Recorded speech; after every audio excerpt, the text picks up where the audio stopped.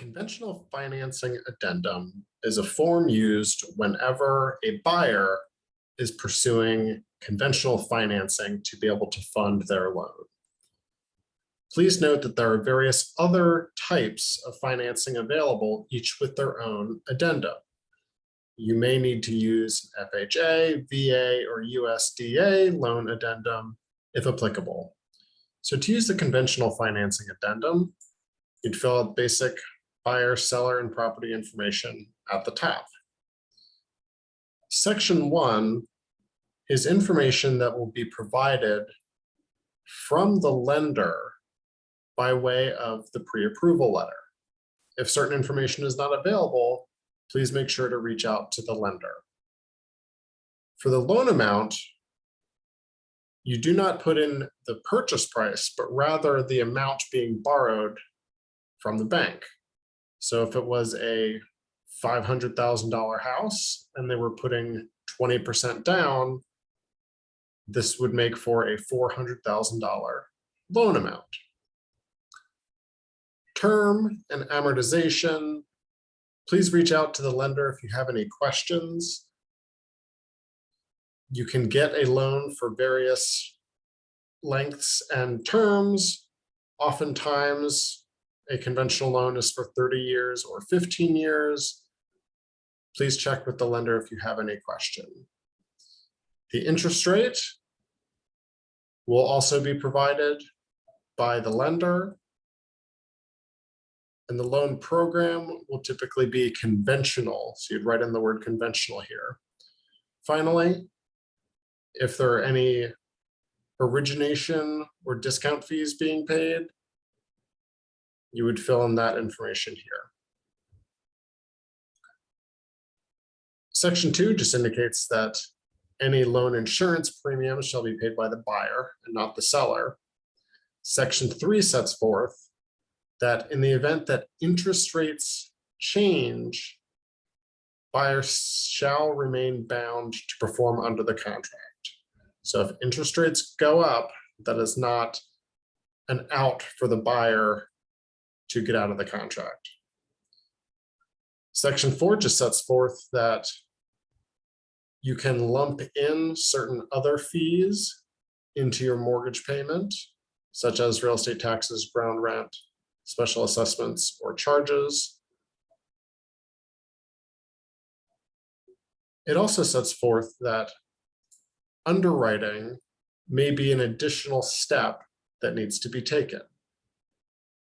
If a lender requires additional documentation to be ultimately approved by their underwriting department, the buyer shall comply with lender's requests and provide documents in a timely fashion. Section 6 relates to lender required repairs. Sometimes, after an appraisal is conducted, a lender will condition their loan on certain repairs being completed. Here, a buyer has an opportunity to put in some maximum required repair amount that the seller would then have to pay, so long as it does not exceed that amount.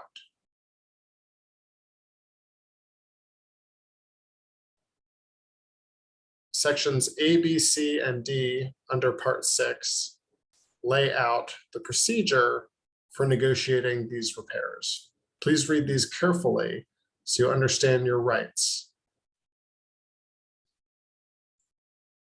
Section 7 lays out the appraisal contingency. The contract, according to the conventional financing addendum, builds in this appraisal contingency, whereby the contract is contingent upon buyer obtaining the appraisal, and if the appraised value is less than the purchase price, certain actions are triggered. This is an extremely important provision contemplated in the contract and this financing addendum.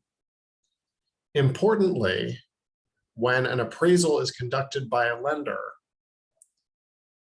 the loan amount will often be capped at the appraised value. So if it appraises for less than the purchase price, then many times the borrower will not be able to obtain financing for that full purchase price if it's above the appraised value. For that reason, this builds in a certain protection that if it underappraises, the buyer can set forth in writing a request that seller reduces the purchase price. The seller does not have to agree to reduce the purchase price. So it's very important to read through all of these sections to make sure you understand if it underappraises and the value is going to be disputed, you need to make sure that this form is passed back and forth from the seller to the buyer in the appropriate manner. For these blanks in section 7,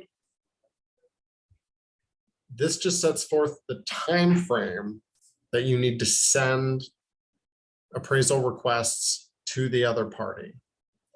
It's recommended that a very short time frame be followed here so as not to slow down the transaction. Many top producers will put in 3 days here.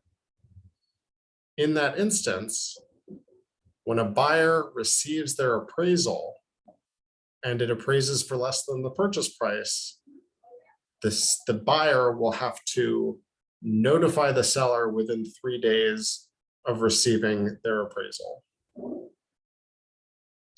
If the buyer requests for the purchase price to be reduced, then the seller will have some period of time, perhaps 3 days, following that notice to either agree to reduce the purchase price or decline to reduce the purchase price.